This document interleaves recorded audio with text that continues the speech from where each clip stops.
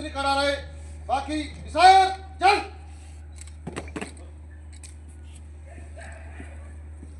गणतंत्र दिवस की बहुत सारी शुभकामनाएं। और हमारा नोएडा अथॉरिटी इसी तरीके से आगे बढ़ता रहे और हम यहाँ के लोगों को सामाजिक, आर्थिक, राजनीतिक न्याय की तरफ अग्रसर करते रहें। इसी क्रम में अब हम भारतीय संविधान का संकल्प लेंगे। संकल्प के लिए सभी शपथ की मुद्रा में।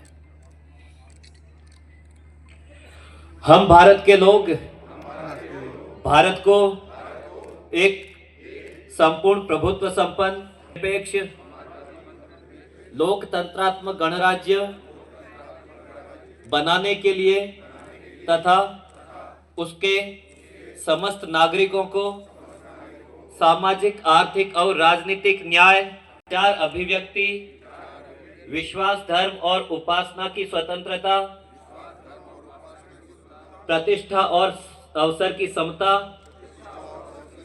प्राप्त कराने के लिए तथा उन सब में व्यक्ति की गरिमा और राष्ट्र की एकता और अखंडता सुनिश्चित करने वाली बंधुता बढ़ाने के लिए दृढ़ संकल्प होकर एतद् द्वारा भारत के संविधान को अंगीकृत, अधिनियमित और आत्मार्पित करते हैं।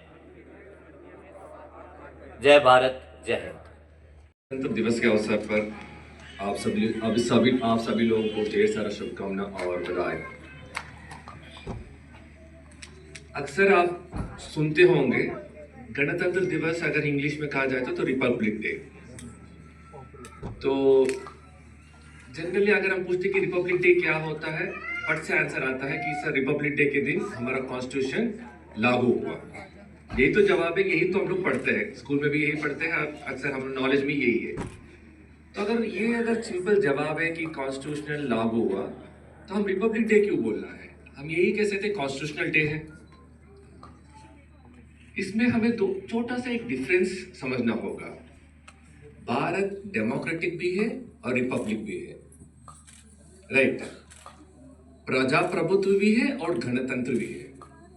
गणतंत्र मतलब रिपब्लिक का सिंपल डेफिनेशन यही है कि हमारा देश का जो गवर्निंग बॉडी है, देश का एक सिस्टम में इलेक्टेड रिप्रेजेंटेटिव के माध्यम से हम देश को गवर्न करते हैं। मतलब चुनाव के माध्यम से कुछ लोगों को हम भेजते हैं, सांसद को या विधायक को, और उनके माध्यम से हम इस देश को गवर्न करते हैं। रिपब्लिक का मीनिंग यही है। भारत एक रिपब्लिक है, भारत एक गणतंत्र देश है। गणतंत्र में कई तरह का गणतंत्र होता है।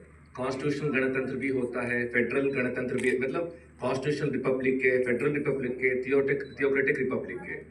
भारत ने ये अडॉप्ट किया कि फेडरल रिपब्लिक। अगर हम कॉन्स्टिट्यूशन देखते हैं कि भारत का संविधान में ये लिखा है, प्रियम्बल में ये लिखा है कि इंडिया इज डेमोक्रेटिक रिपब्लिक। प्रजाप्रभुत्व भी है और गणतंत्र भी है। प्रजाप्रभुत्व देश में क्या होता है कि सारा फ्रीडम पब्लिक को दिया जाता है। हाँ, हमारा देश में सारा फ्रीडम हमको मिला है, लेकिन ये फ्रीडम एब्सोल्यूट नहीं है। इस फ्रीडम को एक्सरसाइज करने के लिए कॉन्स्टिट्यूशन में कुछ रिस्ट्रेंट्स है, कुछ चीजें लिखा हुआ है।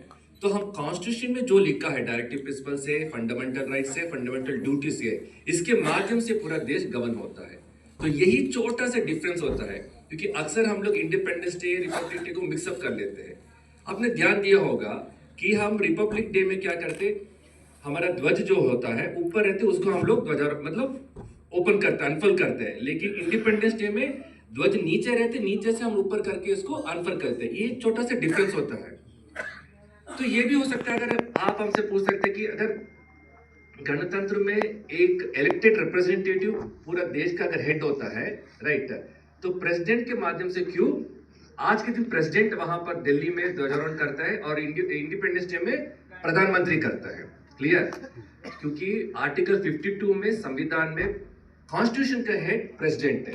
तो आज प्रेसिडेंट दिल्ली में गणतंत्र दिवस के दिन जो है ध्वजारोहण करता है।